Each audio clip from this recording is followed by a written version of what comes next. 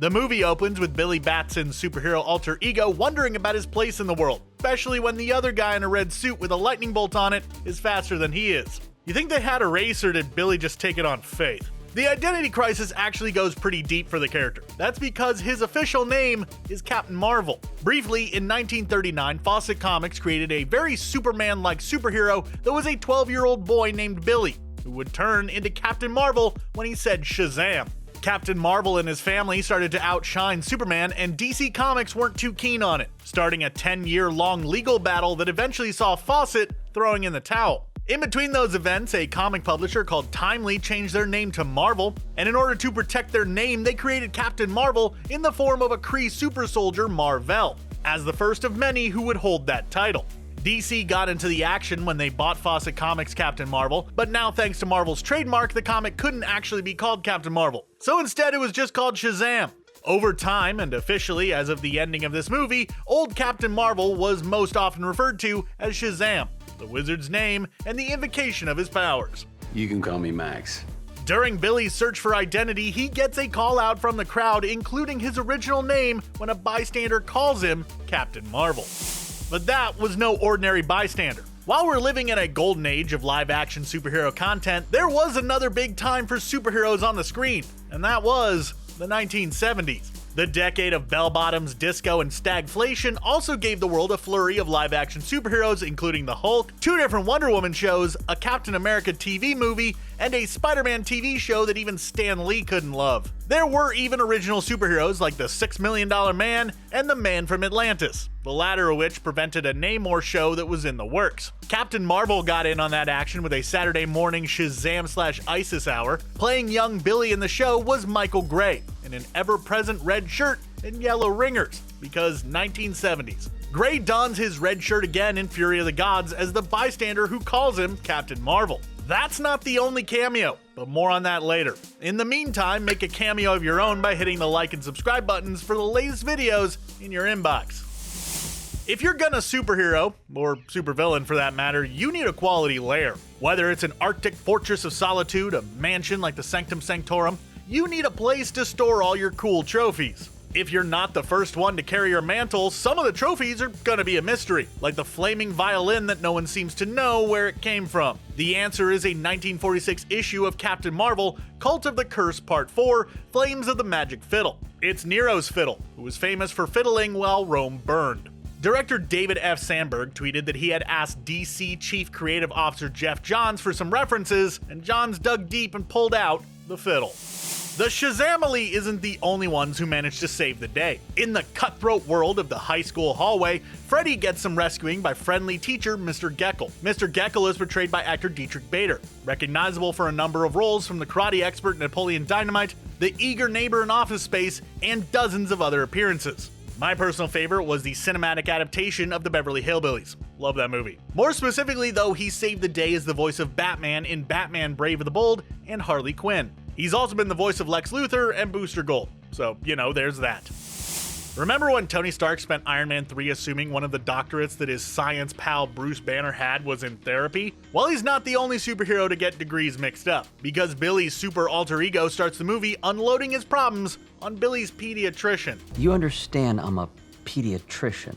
The pediatrician's office has its own fair share of foreshadowing. Behind him, a crystal unicorn. Later, the movie reveals the uncomfortable truth some of us have known forever. Unicorns would be jerks. There's also an apple on his desk, foreshadowing the apple from the Tree of Life. For some deeper DC cuts, the wall alphabet has S for Starro and an ape next to T. That would be Titano the Super Ape, a Superman villain formed when the chimpanzee Toto was sent into space and hit with cosmic rays. The lack of actual superpower granting cosmic rays in space really let Silver Age comics down. Even though the wizard wasn't as dead as Billy believed at the time, he was a bit preoccupied with the daughters, and his general regret to do much of the exposition heavy lifting. Luckily, there's the Eternal Library and Steve the Magic Pen that worked a bit like magical ChatGPT. Captain Marvel of the comics has a much more compact version of the library, the Historama. Initially, it was a smart screen.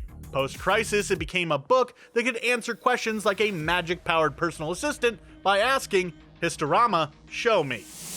Remember back in Shazam's after credits sequence when baddie Dr. Thaddeus Sivana met with the caterpillar that had big plans? Whatever happened with that? Well, it turns out it takes a while for a caterpillar to get around, and caterpillar is, naturally, Mr. Mind. Mr. Mind dates all the way back to Fawcett comic stories as a space caterpillar with the ability to create objects from silk faster than the eye can follow, as well as a raft of mental powers. Given the coming DC movies reset, we may never find out what his master plan is, but according to the end credits scene, it's still in the works.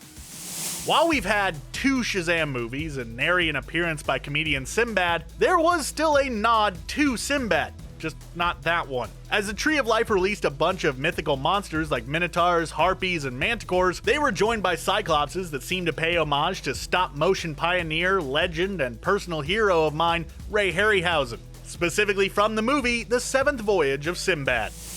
Director David F. Sandberg has made his career directing horror movie shorts and eventually horror movie longs.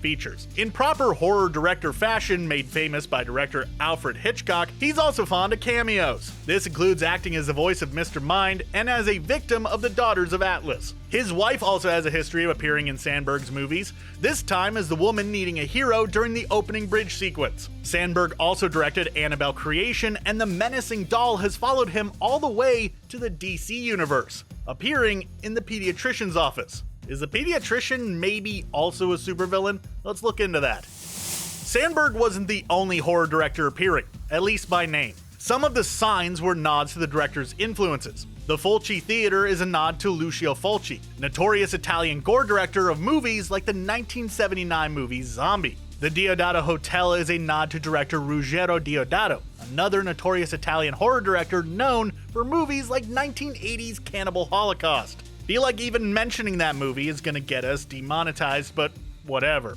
Dr. Bava also gets his name from Italian horror pioneer Mario Bava, whose output includes a number of Italian horror classics like Danger, Diabolic, and Black Sabbath. The movie, not the band. Although that would be pretty rad.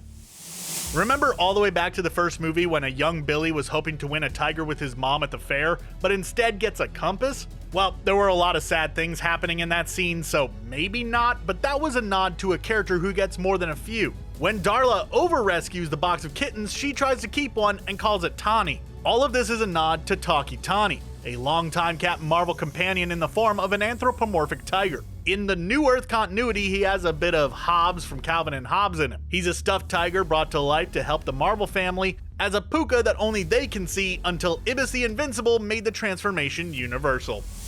If you have a room full of mysterious doors to magical places, you're gonna want to catalog them, which Eugene had been diligently doing. Most of the places are not great, but one of them sounds absolutely delightful. Fairyland. This land, also referred to as Grimworld by the Wizard, comes from the comic books. When it's the regular home of Merlin, there's a lot of power on tap.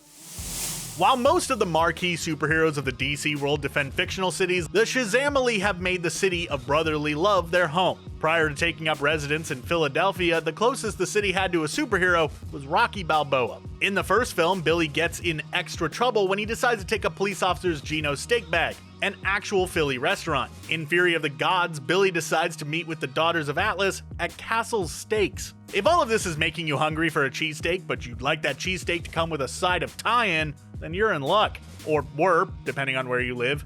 In 10 different cities, various cheesesteak outlets have offered a sandwich tie-in, a Shazamwich, if you will. Most of the promotions have passed, but A&J Phil Deli in Phoenix will offer their Shazamwich stuffed with bacon and cheese until the end of this month. So, you don't have very long. A final end credits scene sees the hapless Argus agents of Amanda Waller and Argus Task Force X extending Billy an invitation to their superhero team, the Justice Society. For the DCEU, the Justice Society made their debut in the Shazam-adjacent Black Adam. Given that Black Adam and Shazam get their powers from the same basic source, it seems like kind of a good move. If you're as confused as Billy over the difference between the Justice League and the Justice Society, we got you covered. The Justice Society was actually the first superhero team-up, and it was made up of familiar names but not so familiar faces. At the beginning of the Silver Age, two things happened. DC's A-listers formed the Justice League, and Flash number 123 came out, introducing the multiverse to the world of comics. Crisis on Infinite Earths brought the multiverses back together, and the Justice Society took on more of a mentorship role. With movie budgets now in the hundreds of millions, product placement is part of the landscape.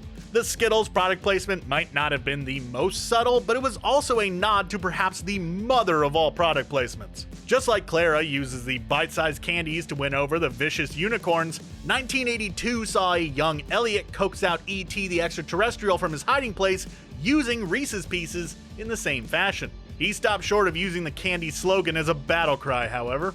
We know that the whole DCU is hitting the big reset button under its new architects, but we also know that most of James Gunn's Suicide Squad will remain. Does that mean that there's hope for Billy and his family? Will we ever know what Mr. Mind had in mind?